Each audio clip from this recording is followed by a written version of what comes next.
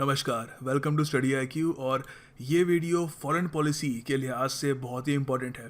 सबसे पहले इस वीडियो में हम रायसीना डायलॉग के बारे में जानेंगे कि आखिर वो था क्या, उसकी इम्पोर्टेंस क्या है, हाइलाइट्स क्या क्या थी रायसीना डायलॉग की। Preliminary examination point of view से काफ़ी इम्पोर्टेंट है। उसके बाद हम सॉफ्ट पावर का जो कॉन्सेप्ट है वो डिस्कस करेंगे, और उसके लिए मैं काफ़ी एक बढ़िया बेहतरीन सोर्स लूँगा। शशि थरूर साहब की एक किताब है पैक्स इंडिका, वहाँ से पॉइंट्स जो इम्पोर्टेंट है वो हम लेंगे और डिस्कस करेंगे कि क्या सॉफ्ट पावर है, क्या उसके ओरिजिन्स थे, और इंडिया के संदर्भ में सॉफ्ट पावर का महत्व क्या है। फाइनली यूपीएससी मेंस में सॉफ्ट पावर से रिलेटेड कौन कौन से क्वेश्चन आ रखे हैं उन पर नज़र डालेंगे, एंड ऑफ कोर्स उन क्वेश्चन के आंसर किस तरीके से हमें बनाने चाहिए उन पर भी हम रोशनी डालेंगे। शुरुआत करते हैं। अच्छा, रायसीना डायलॉग आखिर है क्या?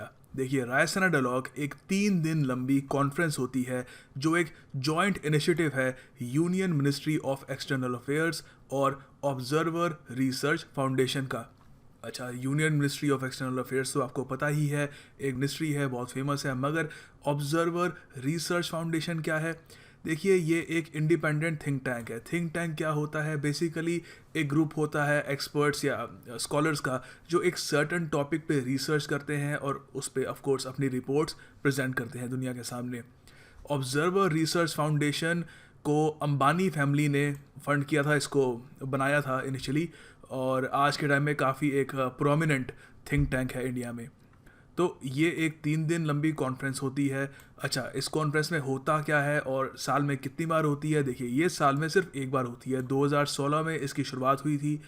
और क्यों शुरुआत हुई थी? क्योंकि भारत सरकार को लगा कि इंडिया में एक मेजर इंटरनेशनल लेवल की एक कॉन्फ्रेंस होनी चाहिए जहाँ पे हम इंटरनेशनल रिलेशन से रिलेटेड जो चीज़ें हैं उनको डिस्कस करें, उन पे बातचीत करें, और ऑफ कोर्स इससे इंडिया को भी दुनिया के सामने अपनी सॉफ्ट पावर दिखाने का मौका मिलता है, क्योंकि दुनिया भर से प्रोमिनेंट एडमिनिस्ट्रेटर्स हैं या फिर पॉलिटिशियंस हैं या लीडर्स हैं, उनको इस कॉन्फ्रेंस में बुलाया जाता है स्पीच देने के लिए। अच्छा, रायसीना डायलॉग क्या है ये तो समझ में आ गया, मगर ये रायसीना डायलॉग नाम कैसे आया? नाम बड़ा रॉयल सा है, मगर इसकी हिस्ट्री क्या है? ये नाम क्यों चूज़ किया उन्होंने? देखिए, ये जो कॉन्फ्रेंस का नाम है रायसीना डायलॉग, ये आता है नाम रायसीना हिल से। रायसीना हिल क्या है? देखिए, हिल प्रॉपर हिल नहीं है। नॉर्थ ब्लॉक साउथ ब्लॉक जो है नई दिल्ली में, जहाँ से हमारी भारत सरकार चलाई जाती है, और नॉर्थ ब्लॉक साउथ ब्लॉक भी फ़ोटो दिखाऊंगा आपको। नॉर्थ ब्लॉक है, साउथ ब्लॉक है, और उसके बीच में एक हल्की सी एलिवेशन है। सड़क जो है वो ऊपर को उठी हुई है, और वो ही सड़क आगे जाकर राष्ट्रपति भवन तक जाती है। तो ये एक वो बहुत ही एक फेमस लोकेशन है रायसीना हिल, और तो उसी के नाम पर ये रायसीना डायलॉग रख दिया। अच्छा, रायसीना हिल समझ में आ गया, मगर रायसीना क्यों, ये नाम कहाँ से आ गया? थोड़ा सा यार ये भी देख लेते हैं। देखिए, कुछ इंटरेस्टिंग जानने को मिलेगा।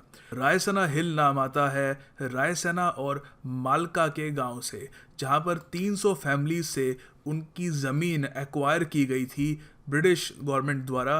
ये 1984 लैंड एक्विजिशन के अंडर। क्यों एक्वायर की गई थी ये 4000 एकड़ की ज़मीन? ऑफ कोर्स वहाँ पर उनको वायसराय का घर बनाना था, जो बाद में ऑफ कोर्स जब हिंदुस्तान आज़ाद हुआ, आज हम उसको राष्ट्रपति भवन के नाम से जानते हैं। ये land acquisition act 1894, I am sure आपने अगर थोड़ा बहुत पॉलिटी अगर आपने पढ़ी हो तो आपको पता होगा, काफ़ी फेमस है। 2013 में इंडिया में इसको रिप्लेस कर दिया गया था। हालांकि म्यांमार और आई थिंक एक और देश में इसको आज भी इसका वजूद जीवित है, और इसी लैंड एक्विजिशन एक्ट के अंडर गवर्नमेंट लैंड एक्वायर करती है।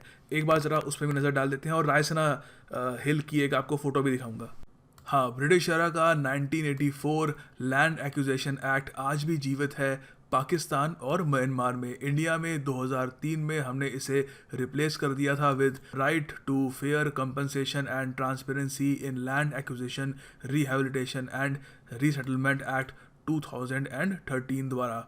और यहाँ पे आप रायसीना हिल की एक फ़ोटो देख सकते हैं। कुछ हिल नहीं है, एक छोटा सा एलिवेशन है सड़क पर, और यहाँ पे आपको नॉर्थ ब्लॉक और साउथ ब्लॉक भी दिखेगा। बिल्कुल सीधा जाएं तो यहाँ पर राष्ट्रपति भवन भी है। जैसा कि मैंने आपको बताया था, 2016 में रायसीना डायलॉग की शुरुआत हुई थी। तो 2016 में जो पहला एडिशन था रायसीना डायलॉग का, उसका थीम क्या था? देखिए, थीम सुपर इम्पॉर्टेंट है। जो भी ऐसी मेजर खासकर इंटरनेशनल लेवल की कॉन्फ्रेंस होती है न्यू दिल्ली में, तो उनके थीम ऑटोमेटिकली काफ़ी इंपॉर्टेंट बन जाते हैं और उनसे रिलेटेड क्वेश्चन आपके प्रीलिम्स में आ सकते हैं। तो 2016 की जो रायसीना डायलॉग हुई थी उसका जो थीम था वो था कनेक्टिंग एशिया। हालांकि अगर इनकी वेबसाइट पर जाओ और पूरा पीडीएफ डाउनलोड करो इनके पूरे प्रोग्राम का, तो वहाँ पे एशियन कनेक्टिविटी दिखेगा थीम, मगर बेसिक जो एसेंस है वो सेम ही है, basically Asia regional and global connectivity. तो एसेंस पे ध्यान दीजिएगा, वर्ड बाय वर्ड डर मत जाइएगा कि इन्होंने थोड़ा वर्ड्स हिला दिए थीम के, एसेंस जो होती है वो याद रखिएगा।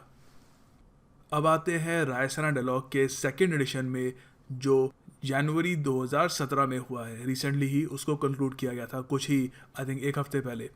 तो इस अब ऑफ कोर्स हमको एग्ज़ाम स्पेसिफिक पॉइंट से पढ़ना है, तो सबसे पहले तो आपको ये पता होना चाहिए कि इस पूरी कॉन्फ्रेंस को इनाग्रेट किसने किया था। ऑफ कोर्स हमारे प्राइम मिनिस्टर नरेंद्र मोदी जी ने किया था। सेकेंडली करीब 69 नेशंस ने इसमें पार्टिसिपेट किया था। लोकेशन नई दिल्ली ही थी। थीम क्या था, सुपर इम्पॉर्टेंट मेन पार्ट जो है, थीम था इसका the new normal, multilateralism in A multipolar world. Basically यहाँ पे बात की गई थी कि किस तरीके से दुनिया में अब देखिए इंडिया का व्यू यहाँ पे ये है कि अब हम एक मल्टीपोलर वर्ल्ड में रहते हैं, खूब सारी शक्तियाँ हैं। ऐसा नहीं है कि आपको एक सर्टेन ग्रुप के साथ रहना है, बहुत सारे ग्रुप हैं और हर ग्रुप की अपनी इम्पोर्टेंस है। हालांकि कुछ लोग इस व्यू से इत्तेफाक नहीं रखते, वो मानते हैं कि यूनाइटेड स्टेट्स ऑफ अमेरिका आज भी एक सोल डोमिनेंट पावर है जो पूरी दुनिया पर राज करती है, of course with its military strength and soft power पे आएंगे अभी कुछ ही देर बाद। उसके अलावा आपको ये भी जानना ज़रूरी है कि रायसीना डायलॉग एक तरीके से थोड़ी बहुत कॉपी है शंग्रीला डायलॉग की, जो होता है सिंगापुर में। शंग्रीला डायलॉग में भी यही होता है, दुनिया भर से फेमस जो एडमिनिस्ट्रेटर्स होते हैं, पॉलिटिशियन होते हैं या और कोई फेमस पर्सनैलिटीज़ होती हैं, वो आकर जियो पॉलिटिक्स के बारे में कुछ स्पीच देती हैं, अपने विचार शेयर करती है। हाइलाइट्स क्या थी इस पूरी कॉन्फ्रेंस की? देखिए, सबसे पहले तो सरकार ने अपनी फॉरेन पॉलिसी को आउटलाइन किया, जो ऑफ कोर्स न्यू गवर्नमेंट की मैं बात कर रहा हूँ, मई 2014 से जो पावर में आई थी। आपको याद होगा जब मोदी जी ने अपने शपथ ग्रहण के समय सार्क के सारे जो मेंबर कंट्रीज़ हैं उनको बुलाया था, उसी से ही दिख गया था कि अब इंडिया इंटरनेशनल रिलेशंस में, जियो पॉलिटिक्स में और ज़रा बढ़ चढ़ के एक एक्टिव भूमिका निभाने के लिए तैयार हो गया है। और इस पूरी कॉन्फ्रेंस में इंडिया ने कुछ हद तक जो उसके डिफरेंसेस हैं, कुछ मतभेद हैं चाइना के साथ, वो हाईलाइट किए, और साथ में इंडिया की जो गहरी पार्टनरशिप है यूएस, रशिया और जापान के साथ, उसको भी हाईलाइट किया। कंट्री वाइज देखते हैं कि इंडिया ने किस कंट्री के बारे में क्या कहा। पाकिस्तान एंड टेररिज्म के बारे में इंडिया ने कहा कि पाकिस्तान को ऑफ कोर्स आतंकवाद से दूर हटके बात करनी होगी इंडिया से, क्योंकि अगर पाकिस्तान सोचता है कि इंडिया अकेले शांति के रास्ते पे चलता रहेगा तो वो गलत है। सेकंड है, एक पीसफुल साउथ एशिया होना चाहिए। इंडिया ने वापस अपनी कमिटमेंट को दोहराया कि हम एक पीसफुल और हारमोनियस साउथ एशिया चाहते हैं।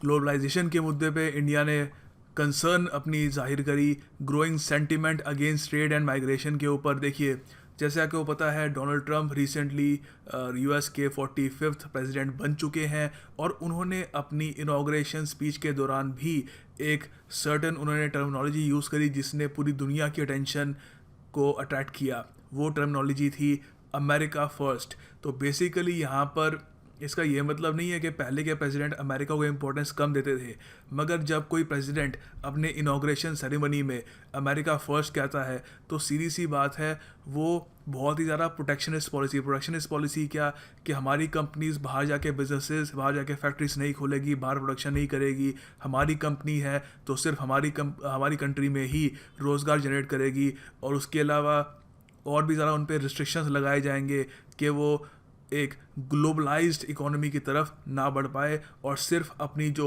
होम कंट्री है जहाँ से उनका ओरिजिन हुआ है उन्हीं को मेन बेनिफिट प्रोवाइड करे। तो इंडिया ने कहा कि इस तरीके की जो अप्रोच है, हालांकि डोनाल्ड ट्रंप का नाम नहीं लिया, ये जो प्रोटेक्शनिस्ट अप्रोच है ये सिर्फ यूएस में नहीं दिख रही, हमको यूरोप में भी दिख रही है, जहाँ पे नेशनलिस्ट लीडर्स उभर के आ रहे हैं और वो बार बार कह रहे हैं कि हमें लूटा जा रहा है, दूसरी दुनिया हमारा फ़ायदा उठा रही है, हमको प्रोटेक्शनिस्ट बनना होगा, अपनी कंपनीज को अपने तक ही रखना होगा। ब्रेग्जिट भी काफ़ी हद तक एक प्रोटेक्शनिस्ट एटीट्यूड का सुनहरा एग्जाम्पल है।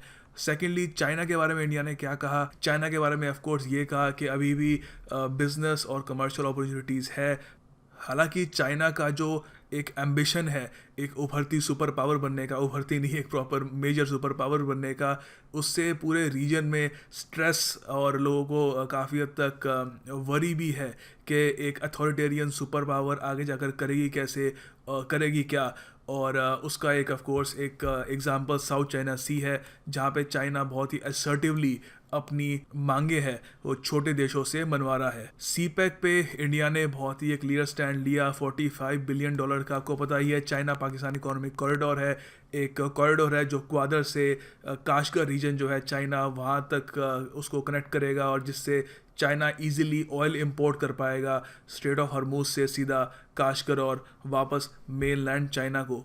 मगर इंडिया को मेन ऑब्जेक्शन ये है कि सीपैक पाकिस्तान के बाद पीओके से गुजरकर काशगर रीजन तक पहुंचता है, तो इंडिया को ऑफ कोर्स ये एक डिस्प्यूटेड रीजन है और इंडिया ने इस पे ऑब्जेक्शन अपना काफ़ी वोकली रजिस्टर करवाया है। फाइनली यूनाइटेड स्टेट्स के बारे में इंडिया ने जनरली पॉजिटिव बात ही करी कि डोनाल्ड ट्रम्प नए प्रेसिडेंट आए एंड होपफुली दोनों देश मिलकर एक अच्छे फ्यूचर की तरफ काम करेंगे। ये बात सिर्फ इंडियन स्पीकर्स ने नहीं बोली, फॉर्मर कैनेडियन प्राइम मिनिस्टर जो आए थे उन्होंने भी ये बात बोली कि होपफुली इंडिया यूएस रिलेशंस जैसे ओबामा एडमिनिस्ट्रेशन के अंडर काफ़ी इम्प्रूव हुए हैं, डोनाल्ड ट्रम्प एडमिनिस्ट्रेशन के अंडर भी इम्प्रूव होते रहेंगे। जब इंडिया ने पहली बार ये रायसीना डायलॉग इनॉग्रेट किया 2016 में, उसी वक्त दुनिया भर की मीडिया ने ये कहना शुरू कर दिया था कि ये इंडिया का सॉफ्ट पावर पुश है, इंडिया अपनी सॉफ्ट पावर दिखाने की कोशिश कर रहा है। प्राइमरीली हमारे प्रधानमंत्री मोदी इंडिया को लीड कर रहे हैं उसकी सॉफ्ट पावर पुश में। अच्छा, ये सॉफ्ट पावर है क्या, ये जानते हैं। अब ये जो सॉफ्ट पावर के ऊपर मैं पॉइंट्स आपके सामने प्रेजेंट करूँगा और समझाऊँगा, ये मैंने शशि थरूर साहब की किताब पैक्स इंडिका से लिए हैं, और जो चैप्टर है ये है the hard challenge of soft power. आप चाहे तो ये खरीद के पढ़ भी सकते हैं ये chapter, but I assure you अगर ये आप वीडियो प्रॉपरली देख लेंगे, ये पार्ट देख लेंगे, तो आपको सॉफ्ट पावर के बारे में और ज़्यादा जानने की ज़रूरत नहीं पड़ेगी, या कम से कम ये बुक खरीदने की ज़रूरत तो बिल्कुल नहीं पड़ेगी। तो देखिए सॉफ्ट पावर बेसिकली है क्या। देखिए सॉफ्ट पावर का आइडिया अभी भी इंटरनेशनल डिस्कोर्स में काफ़ी नया है। रिसेंटली इस आइडिया को इजाद किया गया था। किसने ये आइडिया इजाद किया था? ये आइडिया कॉइन किया था, ये टर्म कॉइन की थी सबसे पहले हार्वर्ड के जोसेफ नाई ने। ये इम्पॉर्टेंट है, कभी मेंस में क्वेश्चन आता है सॉफ्ट पावर पे तो आप ये पॉइंट मेंशन कर सकते हैं। जोसेफ नाई ने ये टर्म यूज़ की थी यूनाइटेड स्टेट्स ऑफ अमेरिका की एक्स्ट्रॉर्डिनरी स्ट्रेंथ को डिस्क्राइब करने के लिए, जो उनकी मिलिट्री डोमिनेंस से भी काफ़ी हद तक आगे जाती है। मिलिटरीली तो ऑफ कोर्स यूनाइटेड स्टेट्स का कोई मैच नहीं है दुनिया में। 10 भारी भरकम एयरक्राफ्ट कैरियर हैं उनके पास, और उसके अलावा दुनिया भर में बेसेस हैं उनके एलाइज हैं स्ट्रेटेजिक, उनके काफ़ी सारे डिफेंस पार्टनर्स हैं। तो आप यूनाइटेड स्टेट्स को मिलिटरीली तो कहीं से आप कम्पीट कर ही नहीं सकते, मगर उसके आगे भी यूनाइटेड स्टेट्स के पास बहुत सारी पावर है जो मिलिट्री से हटके है, वो है सॉफ्ट पावर। थोड़ा और जानते हैं उसके बारे में। नाई ने थोड़ा सा और इसको डिटेल में इस तरीके से समझाया है। अकॉर्डिंग टू नाई, पावर एक ऐसी एबिलिटी होती है जिससे सामने वाले का जो बर्ताव है, बिहेवियर है दूसरे देश का, आप अफेक्ट कर सकते हैं। आप जो चाहोगे वो करेगा। 3 तरीके होते हैं ये करने के। पहला तो होता है स्टिक्स, डंडे से। दूसरा होता है payments, carrots. Payments and carrots का एक क्लासिक एग्जांपल आप देख सकते हैं जैसे पाकिस्तान और यूएसए का है। पाकिस्तान से यूएसए को अगर कुछ करवाना होता है, कुछ टेररिस्ट के खिलाफ कुछ ऑपरेशंस करवाने होते हैं, वो कुछ 100-200 मिलियन उनकी तरफ फेंक देते हैं और वो अपनी पूरी आर्मी, अपने जवानों को यूएसए के इशारे पर वहाँ पे डिप्यूट कर देते हैं। और उनके ये रिसेंटली जो उनका ऑपरेशन हुआ था ज़रबेज़ आई थिंक, हाँ, वहाँ पे कई उनके हज़ारों सोल्जर्स मारे गए थे और वो उन्होंने प्राइमरीली यूएस के कहने पे ही किया था। फाइनली आता है अट्रैक्शन, जो है सॉफ्ट पावर, जो हम और ज़्यादा देखेंगे कि पेमेंट्स और डंडी तो ठीक है, समझ में आ जाता है, मगर ये अट्रैक्शन क्या है, सॉफ्ट पावर से कैसे एक देश दूसरे देश को इन्फ्लुएंस कर सकता है, उससे अपनी बात मनवा सकता है। सॉफ्ट पावर के कैरेक्टरिस्टिक्स क्या क्या हो, देखिए सॉफ्ट पावर प्राइमरीली 3 रिसोर्सेज से आती है अकॉर्डिंग टू नाई। पहला है कल्चर, ऑफ कोर्स वो वहीं पे काम करेगा, उस कंट्री का कल्चरल इन्फ्लुएंस जहाँ पर उस कल्चर को अट्रैक्टिव माना जाता है। सेकंड है पॉलिटिकल वैल्यूज़, और ऑफ कोर्स ये इंपॉर्टेंट है कि उस कंट्री को अपने पॉलिटिकल वैल्यूज़ जो दुनिया भर में वो प्रमोट करती है उस पर अमल भी करना चाहिए। फॉर एग्जांपल कल को चाइना दुनिया में डेमोक्रेसी को प्रीच करना शुरू कर दे तो वो इतना इफेक्टिव नहीं होगा, क्योंकि उनके अपने घर में ही वो डेमोक्रेसी को एक्सरसाइज नहीं करते। तीसरी है फॉरेन पॉलिसी, कि जो भी वो कदम उठाते हैं वो लेजिटिमेट लिखने चाहिए और उसकी मॉरल अथॉरिटी होनी चाहिए। For example United states of America ने जब वॉर ऑन टेरर करी तो काफ़ी देशों को लगा कि हाँ मॉरली दे आर करेक्ट, उन पे हमला हुआ है, 9/11 हुआ था और उसके रिस्पॉन्स में वो टेररिस्ट को मार रहे हैं। ऑफ कोर्स बाद में जो पिक्चर आई वो अलग थी, मगर ये तीनों चीज़ें एक तरीके से सॉफ्ट पावर की कैरेक्टरिस्टिक्स हैं अकॉर्डिंग टू नाई। आगे शशि थरूर लिखते हैं कि उनका खुद का आइडिया क्या है सॉफ्ट पावर के बारे में। वो लिखते हैं कि एक country soft power emerges from world's perceptions of what that country is all about. दुनिया में क्या उस कंट्री की एक इमेज है, उसी से ही उस कंट्री की सॉफ्ट पावर निकल कर आती है। ये थरूर साहब की डेफिनेशन है। नाई साहब आगे ये भी कहते हैं कि यूएस एक परफेक्ट एग्जाम्पल है सॉफ्ट पावर। क्यों? क्योंकि देखिए यूएस घर है Boeing, Intel, Google, iPod, Microsoft, MTV, Hollywood, Disneyland, McDonald's, और ये सब ब्रांड्स जो दुनिया भर में ऑलमोस्ट हर कोई डेवलपिंग या डेवलप्ड कंट्री का कोई सिटीज़न होता है उसकी ज़िंदगी का एक काफ़ी मेजर पार्ट होता है। काफ़ी हद तक ये प्रोडक्ट्स डोमिनेट करते हैं उसकी डेली लाइफ को। तो ऑफ कोर्स वो देखता है कि ये सारे प्रोडक्ट्स का जो ओरिजिन है ये आते कहाँ से है, और फिर वो यूनाइटेड स्टेट्स की तरफ देखता है। तो ऑब्वियसली एक उसको एक इन्फ्लुएंशियल कंट्री के तौर पे वो देश लगने लगता है कि इतनी दूर भी उनके प्रोडक्ट्स इतना ज़्यादा इन्फ्लुएंस करती हैं लोगों की लाइफ को, तो ऑटोमेटिकली उस कंट्री का जो स्टेटस है उसके माइंड में एलिवेट हो जाता है। अब इस सब का इंडिया से क्या रिलेशन है? बहुत गहरा रिलेशन है, क्योंकि इंडिया का एक एस्पिरेशन है, इंडिया की एस्पिरेशन है कि आने वाले समय में ना सिर्फ एक रीजनल पावर उभर के आए इंडिया, बल्कि एक सिग्निफिकेंट लीडरशिप रोल भी निभाए दुनिया में। और ऐसा करने के लिए इंडिया को अपनी सॉफ्ट पावर बढ़ानी होगी और अपने कल्चर को इस तरह से प्रेजेंट करना होगा दुनिया के सामने कि दुनिया को इंडिया का कल्चर अट्रैक्टिव लगे। आगे यहाँ पे किताब में लिखा है कि इंडिया की जो सॉफ्ट पावर की जो जड़ें हैं वो काफ़ी डीप है। अगर हम हिस्टोरिकली देखें तो इंडिया की ऐसी सिविलाइजेशन है जिसने दुनिया भर के अलग अलग रिलीजन, अलग अलग कल्चर, अलग अलग रेस के लोगों को शरण दी है। Whether they are Jews, Parsis, several varieties of Christians और मुस्लिम्स, सब लोगों ने इंडिया को अपना घर बनाया है। ये अपने आप में एक रिमार्केबल एस्पेक्ट है इंडियन कल्चर का, जो दुनिया को काफ़ी हद तक अट्रैक्टिव लगता है। उसके अलावा इंडिया का जो अपने आप में आइडिया है कि हाँ हमारे देश में दुनिया भर के अलग अलग कास्ट के, अलग अलग क्रीड के, अलग अलग कलर के, कल्चर, क्विजीन के लोग हैं, मगर तब भी हम सब मिल के एक डेमोक्रेटिक वैल्यू, डेमोक्रेटिक सिस्टम में बिलीव रखते हैं। अगर हम इंडिया की सॉफ्ट पावर का दुनिया भर में प्रभाव दिखे तो हमें अलग अलग एस्पेक्ट्स दिखते हैं जिससे इंडिया अपनी सॉफ्ट पावर दुनिया भर में महसूस करवा रहा है। फॉर एग्ज़ाम्पल बॉलीवुड मूवीज़ जो ऑल ओवर वर्ल्ड देखी जाती है, अफ्रीका से लेकर, मिडिल ईस्ट से लेकर, रशिया से लेकर, और इंडियन डायस्पोरा जो यूके और अमेरिका में है उनकी वजह से वहाँ पर भी फेमस हो रही है। उसके अलावा इंडिया के सोप ओपराज, हमारे जो टीवी सीरियल्स होते हैं, उसके अलावा हमारी बूमिंग आईटी इंडस्ट्री जिसकी चर्चा दुनिया भर में होती है, ये सब इंडिया की सॉफ्ट पावर की तरफ कंट्रीब्यूट करते हैं। रिसेंटली हमने उसका एग्जाम्पल देखा जब इंटरनेशनल योगा डे को यूज़ किया गया इंडिया की इमेज को प्रमोट करने के लिए सारी दुनिया में। एक बहुत ही बढ़िया उदाहरण है ये सॉफ्ट पावर का।